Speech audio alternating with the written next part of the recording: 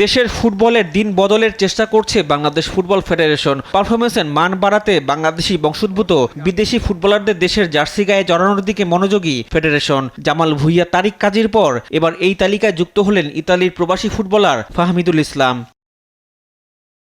অনুমিত সময়ে বাংলাদেশ জাতীয় দলের ক্যাম্পে যোগ দিয়েছেন ফাহমিদুল। ইতালির সিরি ডিতে খেলা এই ফরওয়ার্ড কোচ হেভিয়ের কাব্রেরার কৌশলের সাথে মানিয়ে নিতে 2 সপ্তাহ সময় পাচ্ছেন। টিম হোটেলে তাকে বরণ করে নেন জাতীয় ফুটবল দলের ম্যানেজার আমের খান। এরপর হেড কোচ হেভিয়ের কাব্রেরার সাথে দেখা করেন ফাহমিদুল।